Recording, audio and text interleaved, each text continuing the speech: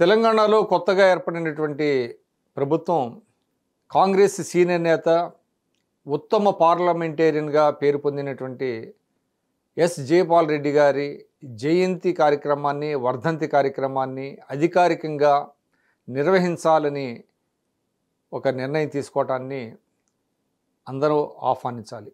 గత ప్రభుత్వం ఆ పని చేయలేకపోయింది. ఎస్ జయపాల్ రెడ్డి గారు నిస్సందేహంగా తెలుగు ముద్దుబిడ్డ. ఆయన గొప్ప మేధావి.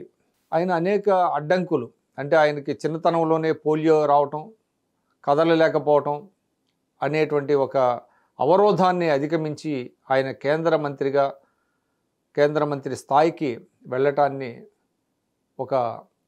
ఆయన పొలిటికల్ జర్నీ చూస్తే అద్భుతంగా అనిపిస్తుంది. గొప్ప ఆరేటర్. ఆయన పార్లమెంట్లో ప్రసంగాలు వింటే అందరూ కూడా చెవులు రిక్కించి వినేవాళ్ళు. అదేవిధంగా ఆయన గొప్ప ప్రజాస్వామ్యవాది. పార్టీలు సిద్ధాంతాలు ఏమైనప్పటికీ, ఆయన ఏ పార్టీలో ఉన్నప్పటికీ, ఆయన చాలా కాలం, సుదీర్ఘకాలం ఆయన జనతా పార్టీలో ఉన్నారు. తర్వాత జనతాదళ్కి వచ్చారు. ఆ సందర్భంగా కాంగ్రెస్ పార్టీని విమర్శించేవారు. కానీ ఆ కాంగ్రెస్ పార్టీలోనే చేరారు.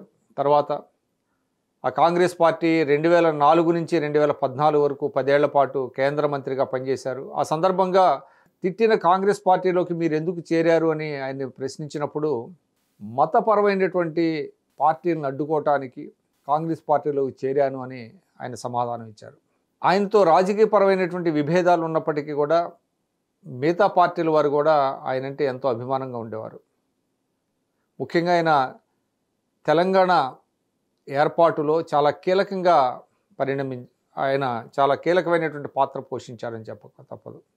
ఎందుకంటే బిల్లు ప్రవేశపెట్టడంలో జయపాల్ రెడ్డి గారే కీలకం. కానీ ఆయనలో ఒక బాధ ఉండేది.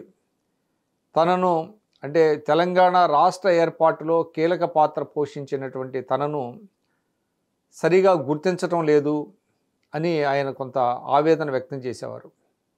ఒక సందర్భంలో నేను ఆయన్ని ఇంటర్వ్యూ చేసినప్పుడు కూడా ఇదే అభిప్రాయాన్ని ఆయన వెలిబుచ్చారు.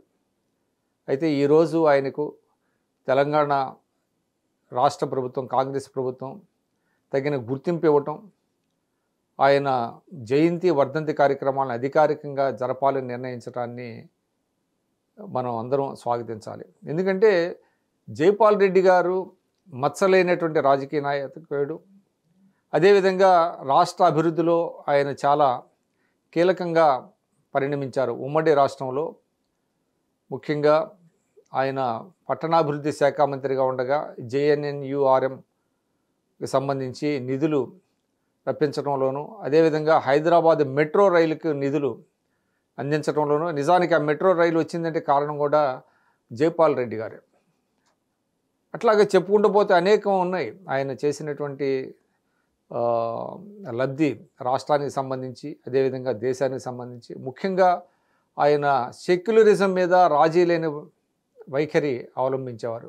ఆయన జీవితాంతం కూడా ఒక సెక్యులరిస్టుగా, సెక్యులర్ భావాలు కలిగినటువంటి సోషలిస్ట్ నేతగా ఆయన ఉన్నారు. ఆయన జీవితం చాలా ఆదర్శప్రాయమైనటువంటిది. అటువంటి జయపాల్ రెడ్డి గారికి 16వ తేదీ ఆయన వర్ధంతి. ఆ వర్ధంతి సందర్భంగా ప్రభుత్వం అధికారిక కార్యక్రమాన్ని చేపట్టడం మనందరం కూడా అభినందించాలి, ఆహ్వానించాలి.